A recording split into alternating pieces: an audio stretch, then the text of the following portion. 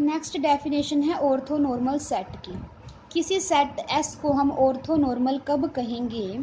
अगर सेट के एलिमेंट की खुद के साथ इनर प्रोडक्ट करें तो 1 आए, पर अगर हम उसी एलिमेंट की किसी और एलिमेंट के साथ मीन्स डिफरेंट एलिमेंट की जब हम इनर प्रोडक्ट करेंगे तो आंसर 0 आना चाहिए। ठीक है, एस कोई भी क्या है? सेट है, सबसेट है किसका? वी का। तो एस सेट को हम ऑर्थोनॉर्मल सेट कब कहेंगे? अगर एस सेट में से कोई भी एलिमेंट लें, अगर उसके खुद के साथ इनर प्रोडक्ट करेंगे तो आंसर 1 आना चाहिए, पर अगर हम किन्हीं दो डिस्टिंक्ट एलिमेंट्स की इनर प्रोडक्ट करते हैं तो आंसर 0 आना चाहिए। ठीक है, तो एस सेट को हम क्या बोलेंगे? Orthonormal set. नेक्स्ट हमारे पास थ्योरम है let S be an orthonormal set of vectors in an inner product space. ठीक है, हमें यहाँ शो करना है कि अगर कोई भी एस सेट है वो ऑर्थोनॉर्मल सेट है तो वो पक्का लीनियरली इंडिपेंडेंट सेट होगा। It means every orthonormal set is a linearly independent set. तो लेट कर लिया एस कोई भी ऑर्थोनॉर्मल सेट है वेक्टर्स का किसी इनर प्रोडक्ट स्पेस में।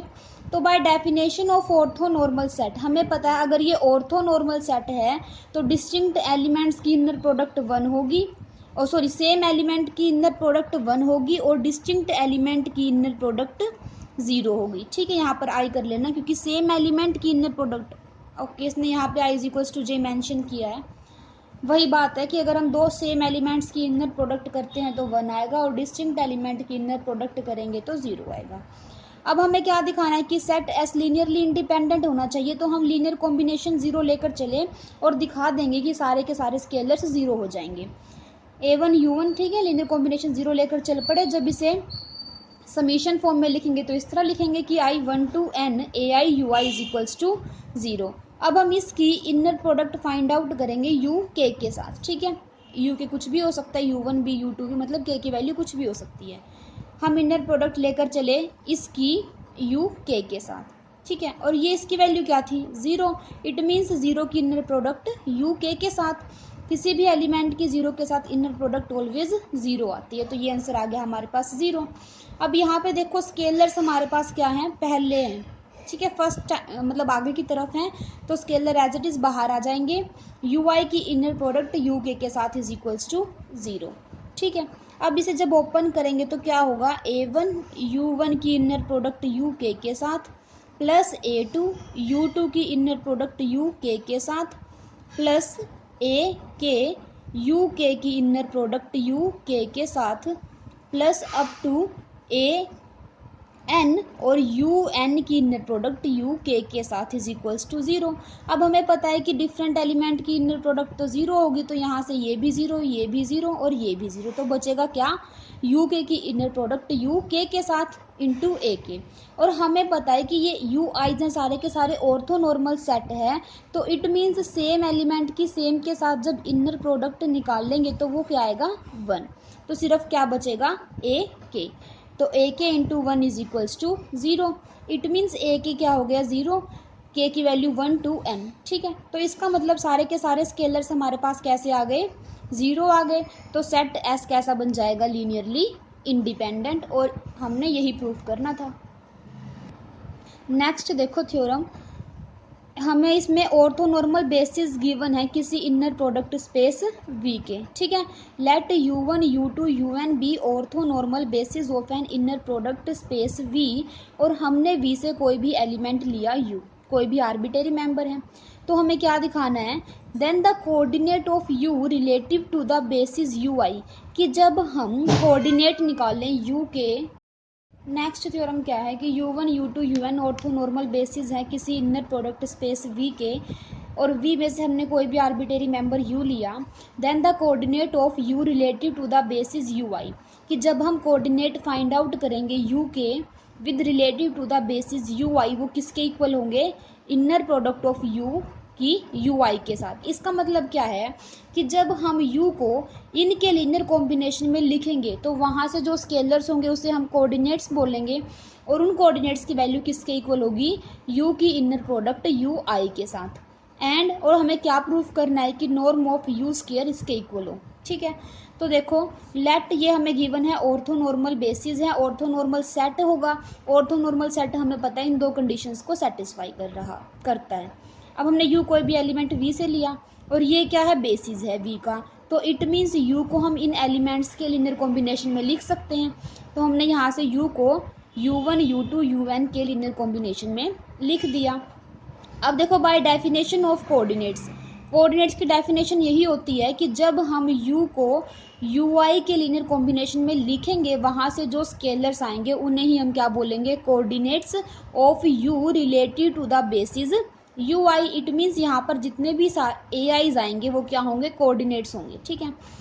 नाउ फॉर ईच i, अगर हम u की इनर प्रोडक्ट ui के साथ फाइंड आउट करें तो क्या होगा, क्योंकि हमें दिखाना है ना कि जो कोऑर्डिनेट्स आए हैं हमारे पास ai's आई हैं वो किसके इक्वल होना चाहिए, inner product of u ui। अब हम u की ui के साथ इनर प्रोडक्ट फाइंड आउट कर रहे हैं, ठीक है।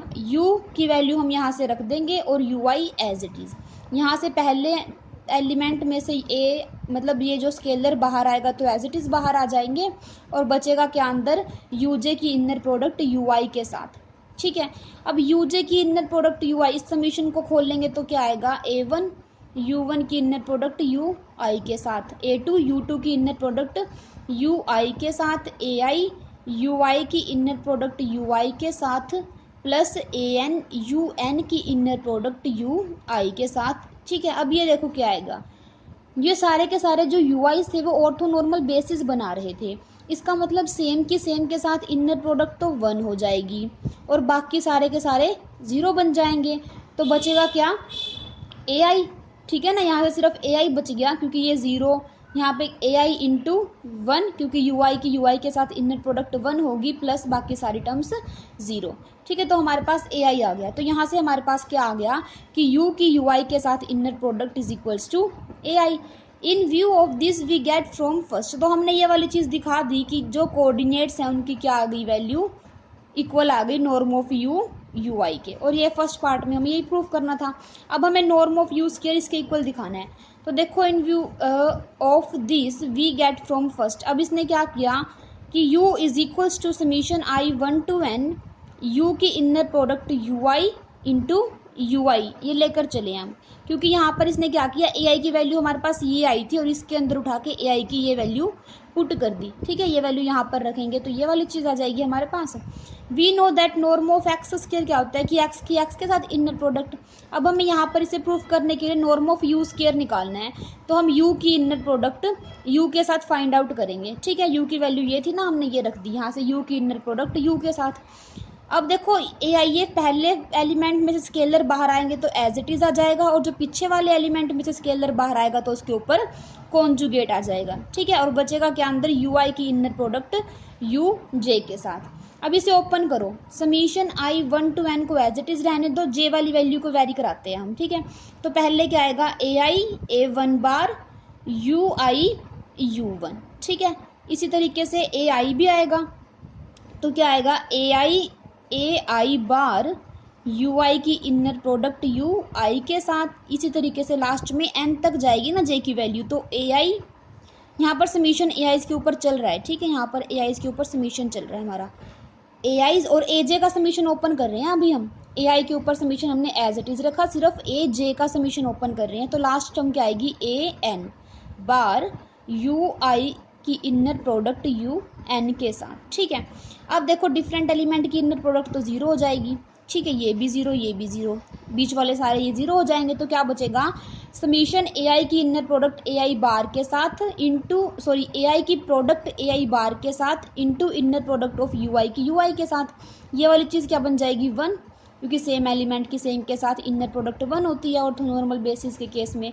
तो क्या बचेगा, सिर्फ ए आई की इनर प्रोडक्ट ए आई की प्रोडक्ट ए आई कॉन्जुगेट के साथ, ठीक है। इसको हम इस तरीके से लिख सकते हैं। अब ए आई की वैल्यू हमने क्या दिखाई थी, ए आई की वैल्यू इक्वल थी यू की इनर प्रोडक्ट यू आई के साथ, तो हमने यहाँ पर ये वैल्यू को पुट कर दिया, तो हमारे पास क्या आ गया, नॉर्म ऑफ यू स्क्वायर लेकर चले थे इसके इक्वल, यही दिखाना था हमने और ये चीज़ हमने प्रूफ कर दी, ठीक है। यही हमें प्रूफ करना।